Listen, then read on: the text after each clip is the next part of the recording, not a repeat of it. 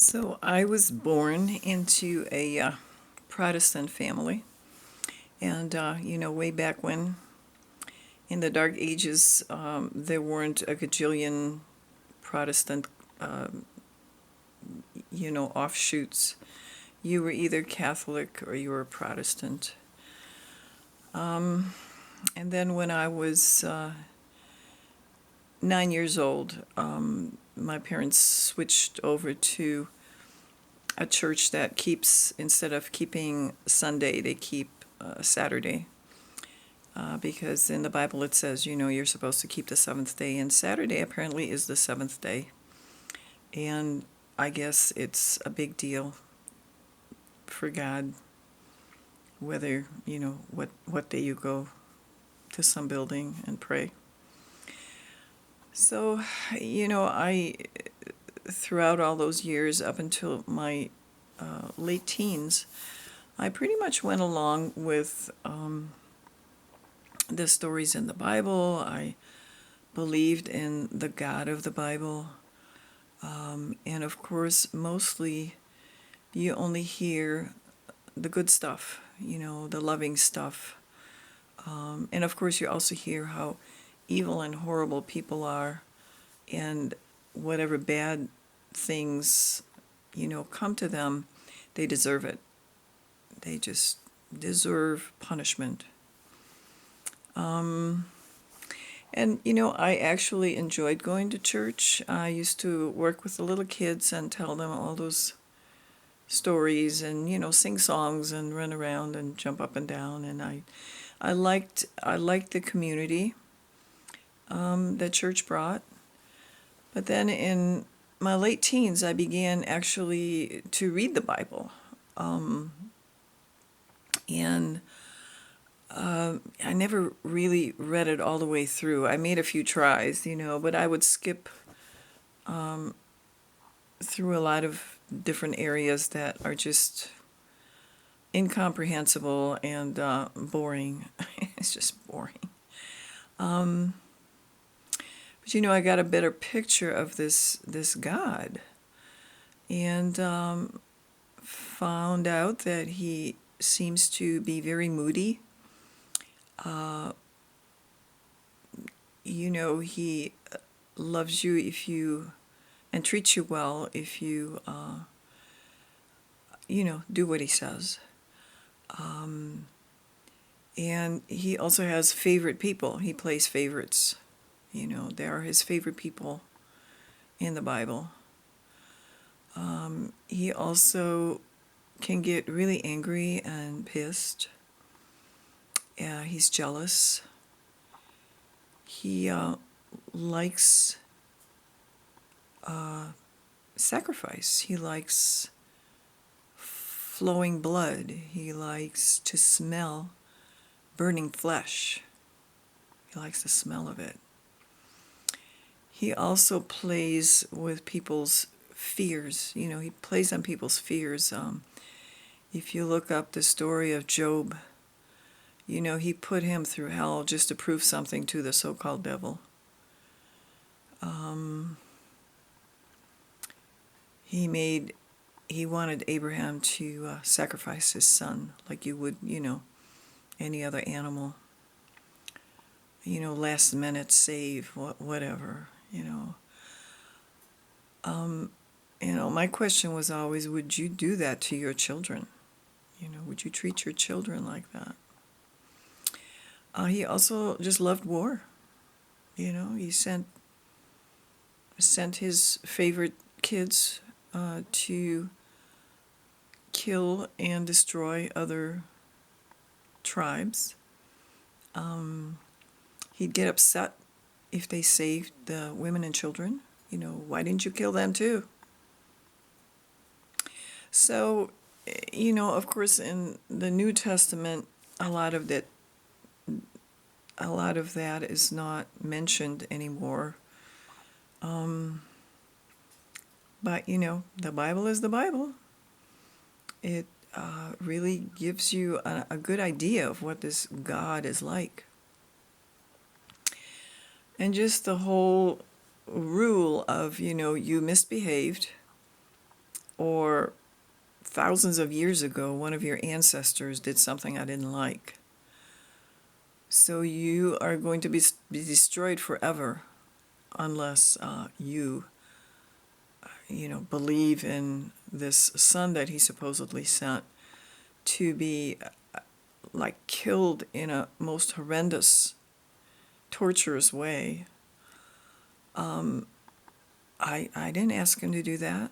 What does that have to do with me? Like nothing. And why would that even be necessary? If somebody does something wrong, you sit down and talk to them, explain it to them. And, some of these wrongs, we have jails for. I mean, none of that eventually made sense to me anymore. So by the time I was 25, 28 years old, I just didn't want to have anything to do with it anymore. I still had the idea that somewhere out there somebody has the truth, the real true religion, the real true church, the real true God, if you want to put it that way. And, so I began going to different churches and talking to different people, and,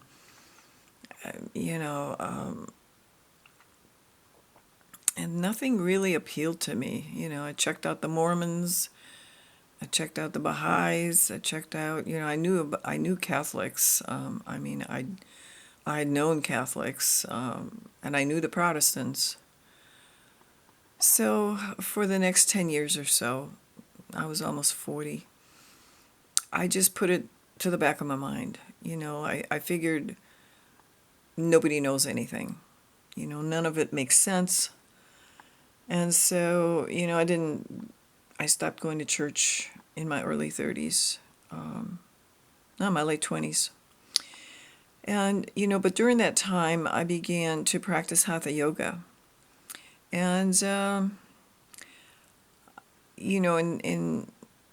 I just picked up books. I did it on my own. I was very attracted to the poses and to the movement and to the breath work. And for the first time, I experienced progressive relaxation techniques and, just bringing your awareness inward, all that stuff felt really good. I did a lot of other physical activities, but yoga sort of helped me feel more integrated.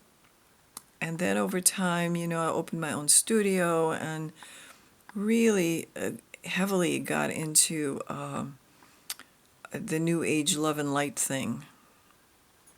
So that went on for a while, until I turned 50, I think.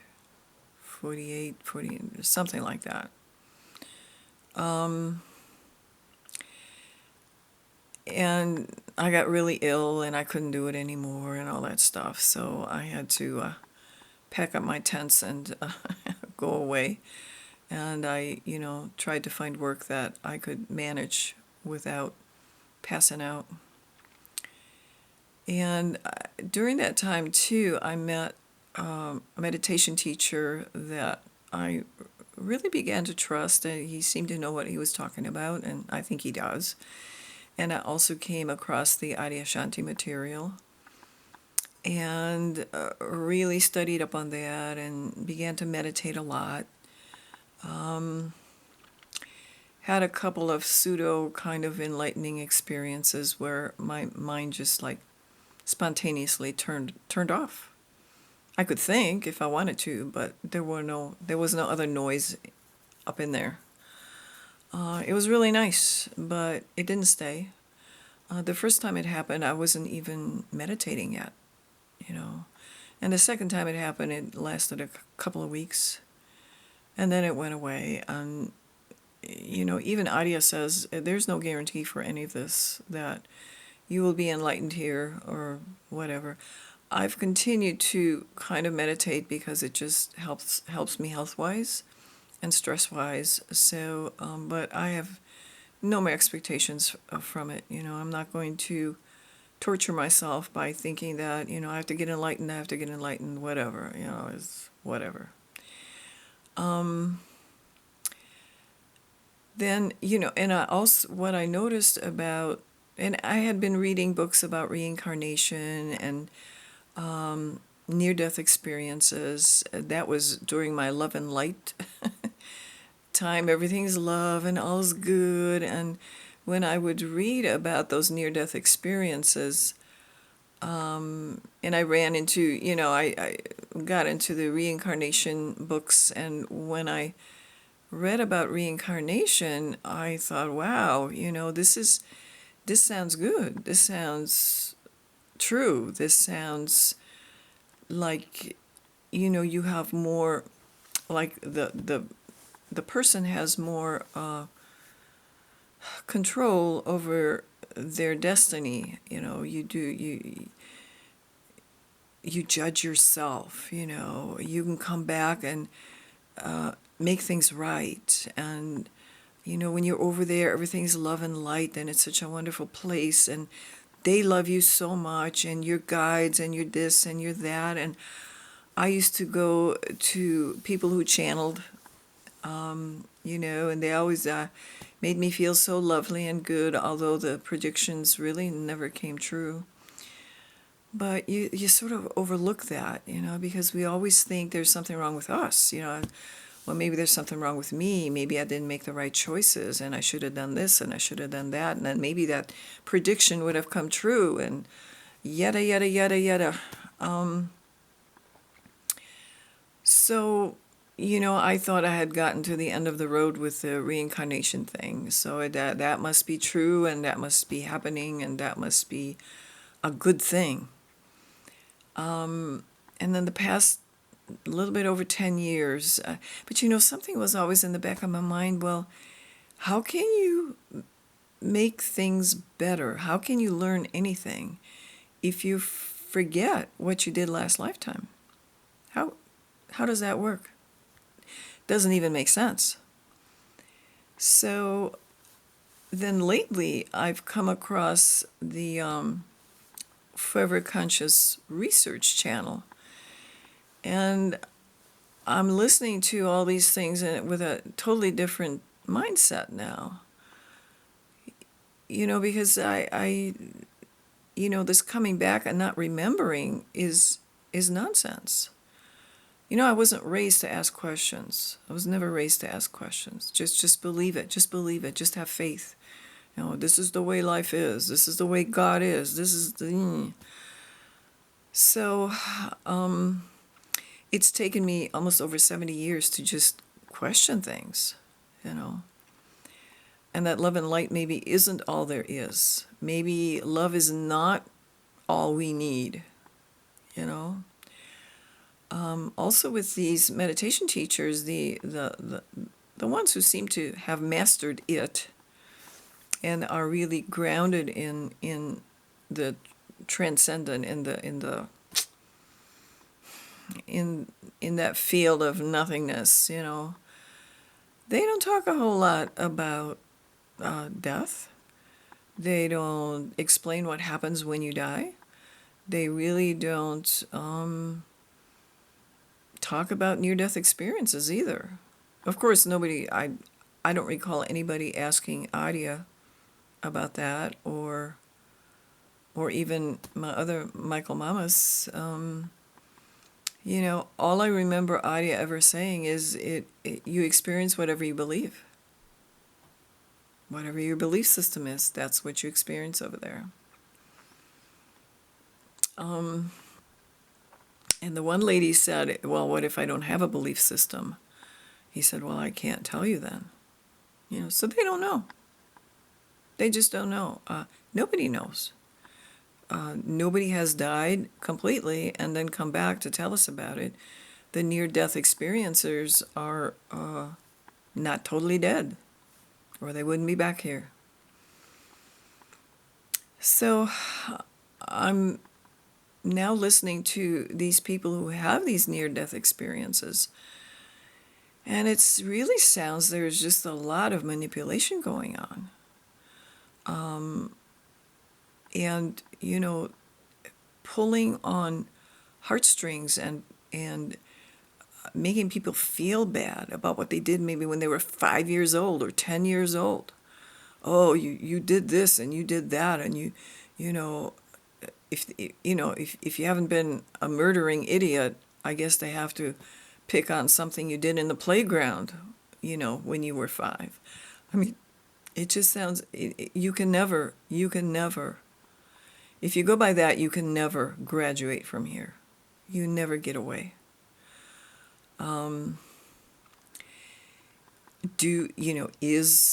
My question is always also, is reincarnation happening? Is that something that happens? I'm pretty sure it does. I'm pretty sure. Sure as anybody can be in this reality.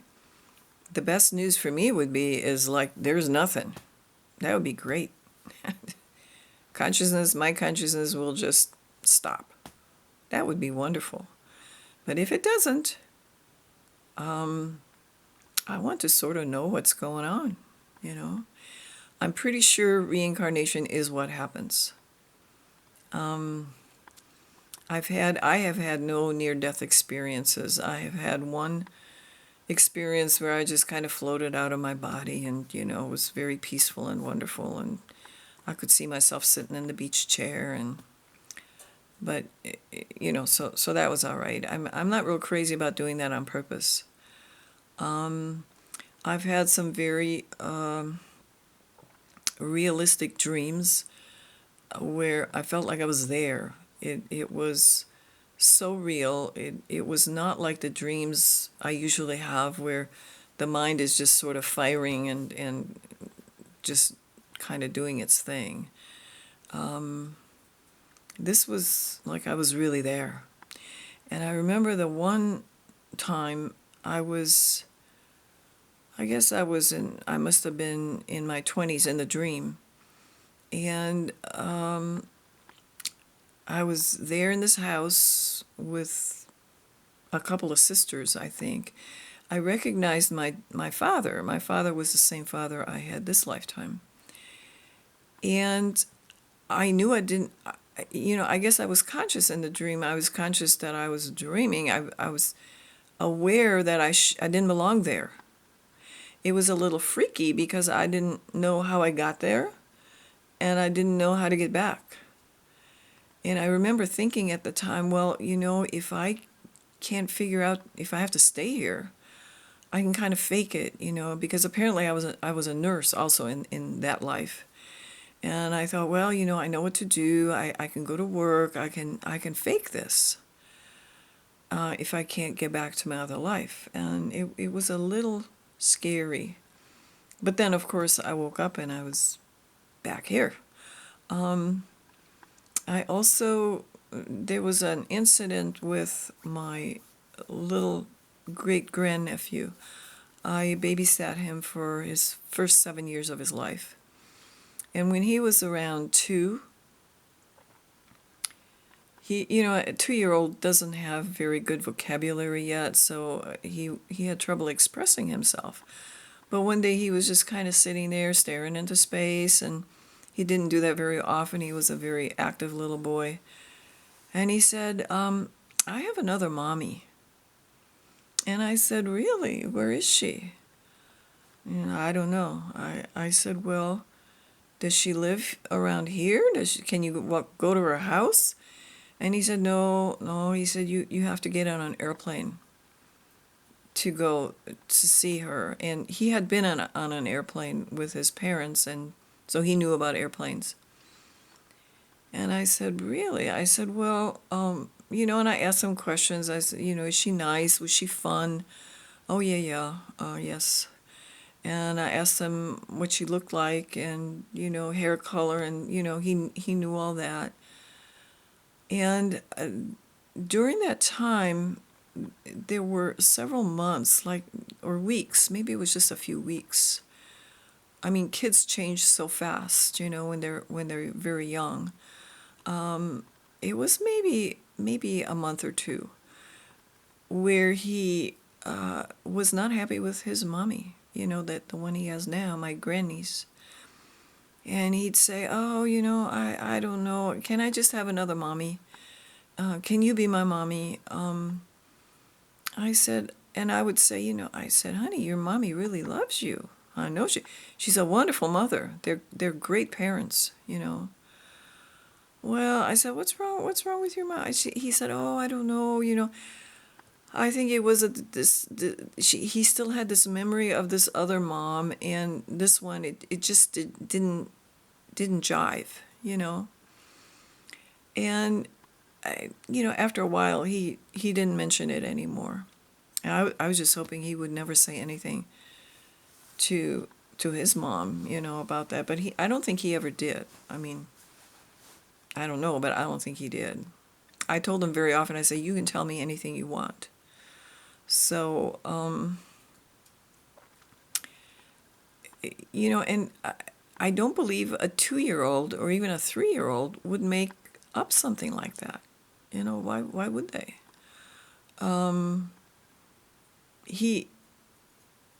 It was a memory. You could tell. I mean, he was just kind of like thinking about it, and it was a memory.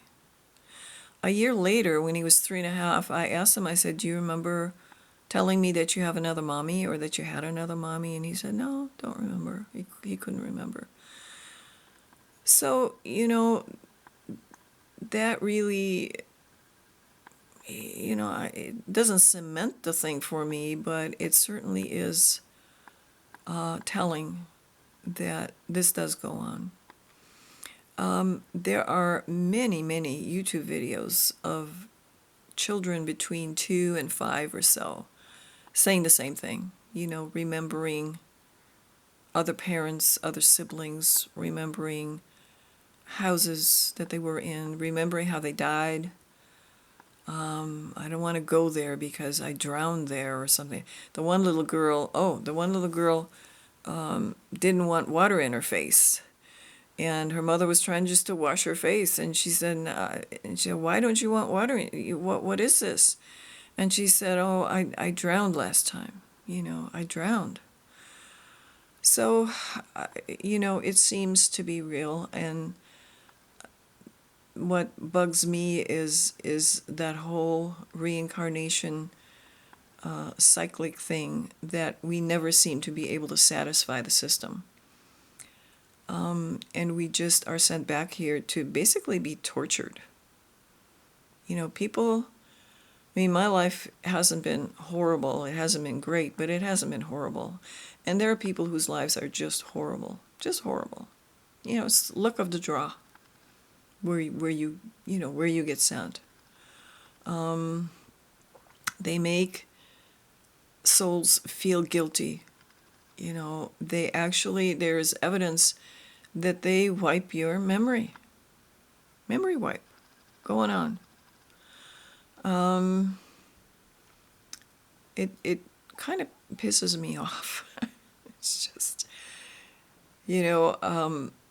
and I was also thinking, well, would I like to come back here if things went back to normal, before the stupid sea happened, which I don't think they'll ever let us go back there, but would that make a difference in how I feel about this place? And I'm thinking, no. I'm tired of the lies. I'm tired of the manipulation. I'm tired of watching people be sick and die and be tortured. The torture of animals, eating each other. We basically have to eat each other to survive. And everybody wants to survive, down to the smallest flea. It'll suck your blood because it wants to live. I used to chase fleas in the sink when I would flea comb my cats.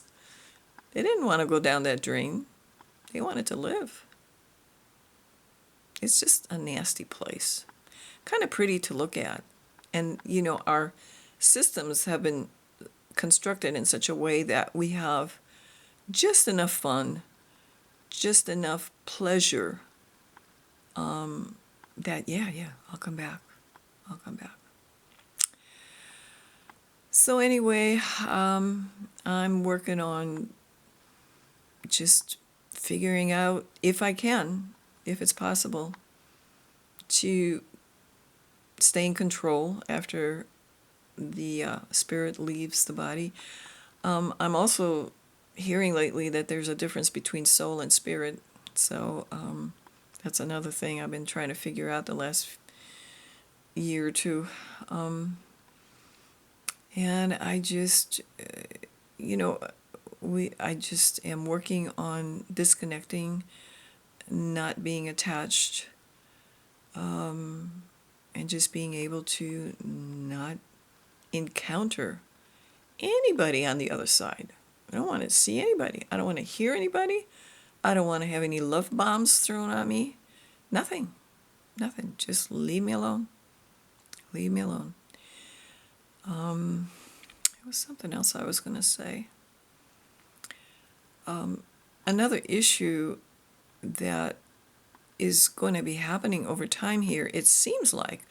I mean, I hope it doesn't. I do hope humanity wakes up, but it just doesn't look like it. Maybe they will. I don't know. But this AI thing and getting your consciousness uploaded to the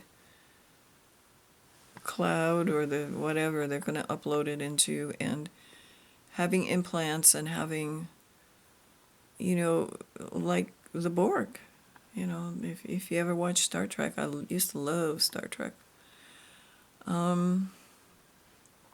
This is where they want to take us. I mean, they've been very obvious about it. There are a lot of really good videos out there about, what our masters are saying about AI and consciousness. So, would you really want to come back here for that? There are some who think if your consciousness is stuck in a Borg body that can never die, because they'll keep replacing parts, you just be imprisoned here, like forever and ever. Maybe it won't matter if you're not really that conscious. Maybe it won't matter. I don't know. I just don't want to experience that.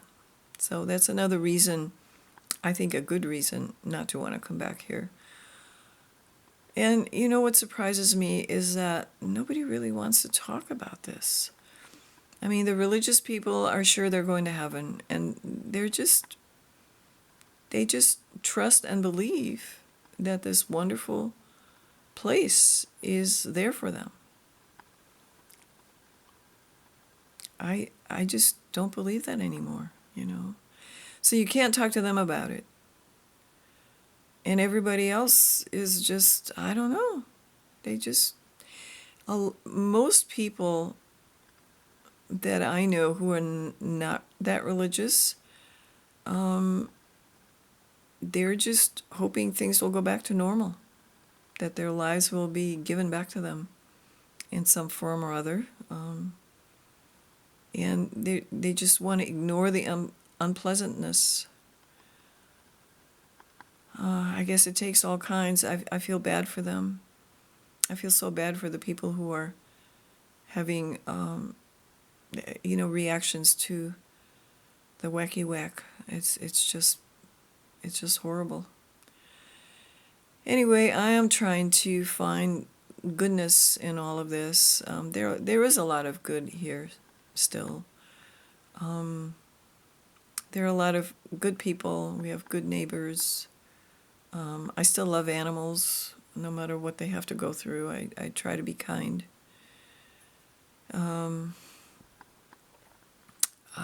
That's about it. That's all I know. I hope you all are doing well. That's my trip through my spiritual longings and seekings and lookings. Thanks. Bye.